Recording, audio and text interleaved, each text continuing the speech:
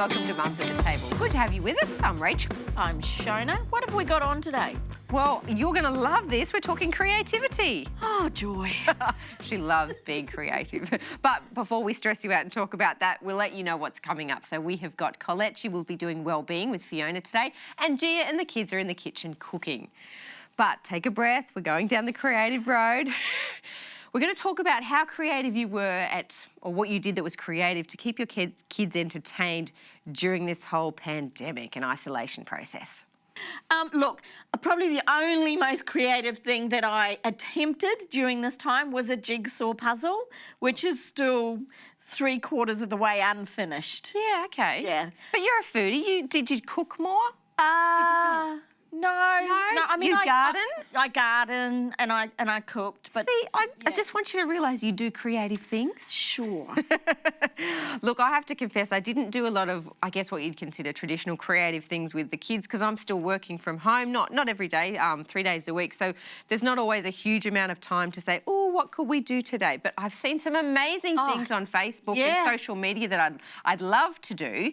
But I think I let my kids be creative. So I was like, go outside, create your own fun. So do you let them paint? Do you let them Play-Doh? Do you let paint? Good grief, no. Oh, okay. That's See, probably... I might be more creative than you because I let my kids paint. That is the one thing. We could do other stuff. Like I've taught them knitting. Glitter? Okay, glitter too. Taught them knitting during the holidays. Yep. So they've knitted like blankets and pillows for their dolls and toys and stuff, you know. So they've made up songs on their instruments. You know, my daughter plays a violin or piano and stuff like that. So they have used creativity, but not the messy creative. I really struggle. Well, put it outside. That's what I did with the boys was put it outside, let them go for it, and then you just hose it away. Okay, so you let your kids paint? Yeah, outside. Do you glitter? Outside. All outside. Outside. Were you with them? Did you do it with them? No. That was at the point where I locked the door and let them go outside. Is that creativity? Yeah, it is. They've got to learn their own creativity. But I think it's really healthy for kids to not be entertained. I think they can create their own, activities. And it's amazing what they can come up with and build. And I love that Lego's out. Yep. I love that that's being played with. It's fantastic. There are lots of creative things. If you've had time and you've been doing creative things with your kids, we'd love to hear from you. Jump onto our social media, share what you've done, post your photos. We'd love to see it. Thanks for joining Colette and I for a chat. We're talking about how to deal with the loss of a loved one or when we're grieving a family member or a pet's death, particularly when talking to our children. How do we help them process and deal with these things that happen in life? And they do happen in life, Fiona. And I think for a long time in the West, we haven't been very good at processing death. Right. We've kind of brushed it under the carpet or made people hurry up and get over it. Yeah. And I think what we've seen is you end up with longer term issues if we don't deal with something so profound as death. Right. And so helping our children deal with someone who has died or the loss of someone who has died is a skill that we can give them in the sense that things in our lives happen and things in our lives end. Right. But how do we process that in healthy ways? And so it's recognising for our children, each of our children, you might have more than one child in a family and they are going to process it differently. Right, and understanding that everybody processes differently. And even as adults, we would process differently. Absolutely. So what are some tips that we can help our kids get through this time? So I think it's... Because it's a season. It is a season, absolutely. And I think it comes in waves. So recognising that for our children, we need to let them mourn. And it's not a clean, clear-cut process. They may cry today, be happy tomorrow, and then cry again in a month's time. Right. They may ask the same questions over and over. Allow them to do that. Give details, but not too many details to younger children because they are fearful. They need to know that they're safe. So children will often become afraid that they are going to be the next one to die. So giving them, without false hope, giving them reassurance. But then also helping them process memories, helping them find a way to remember the person.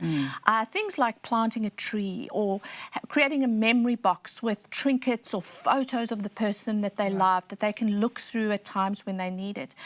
I think also allowing our children to understand that they are allowed to feel joy and they're allowed to still have fun in between. They're not a bad person because their emotions go up and down. let them know that that's normal. And then when they want to talk again, we just sit, listen, let them even remember the good times that they had with the person. Really, it's about letting our child lead us in what they need from us to process, even if it's a long time. I don't think you ever get over the loss of someone. You just process it differently at and different just hold their times. hand through the process, because it's a process. This is a season. So thank you so much, Colette, for those tips, and I hope that's helped you. Don't forget to keep it locked right here at Mums at the Table. So they say that challenge boosts creativity. So Who what says that? someone? Not in my house, they don't. So not working for you? No.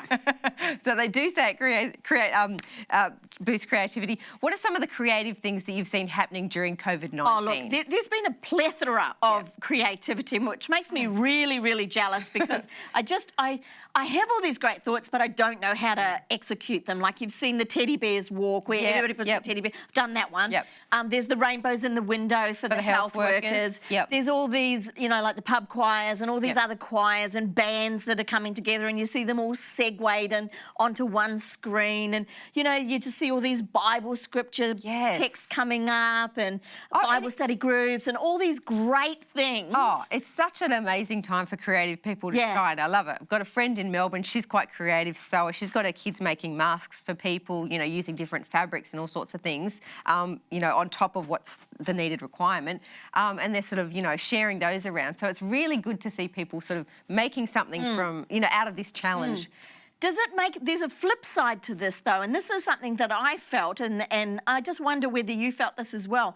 I felt that little bit of inadequacy, that I wasn't probably doing enough to show, you know, what was going on, and helping enough, during this time. I think there's a different time for each of us to shine, and right now is a time for those creative people to bring about these amazing things, and I'm happy to relish in that. But I know that you're a really creative cook, and I know that you love to cook for other people, and I think we all have these sets of skills that come out at different times. But if you've seen something creative and you want to share it with us, we would love to hear all about it. Jump onto our social media and let us know.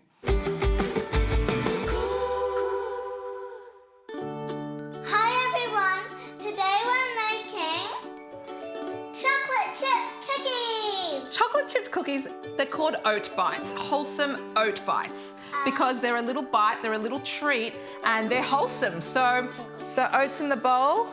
We're going to put all the dry ingredients in the bowl first. This is so easy to make, guys, and it's so fun with the kids. You can have a note, yep, definitely. Coconut, shredded coconut, do you want to put that in there? Shredded coconut. Me put that in? And in here, I've got oat flour and baking powder. Me. Yep, can you put that in there? Oat flour and baking powder. Me. Yep, and we'll put the dry ingredients in first, darling, and then we'll put those in. And we've got in here, we've got orange zest, some salt, and cinnamon for flavour. Do you want to put that in there? Might be a bit stuck. Can we check? Yeah, see how there's a bit in there stuck. There we go. Let's mix that through a little bit first, okay?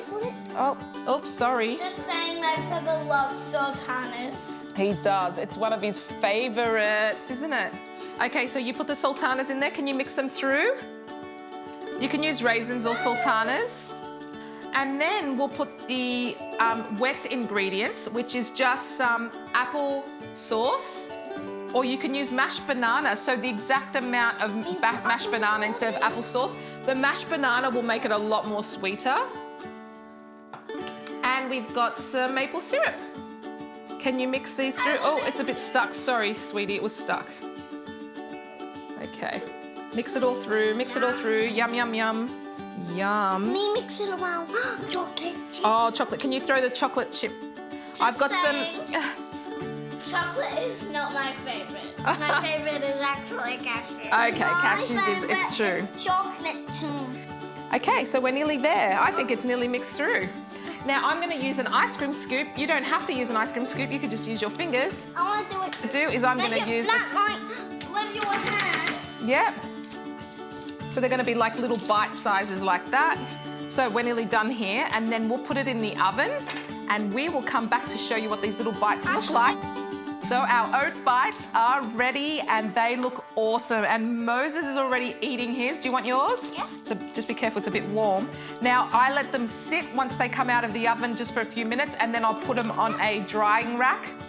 Here we go. And these really, really look good. And they're just a touch soft in the middle, and they've browned very nicely. So this is a great little snack for your kids for their lunchbox, or you can have it just at home with after lunch. They can have one of these snacks. How about that? That's good. Well, we'll see you next time with some more recipes.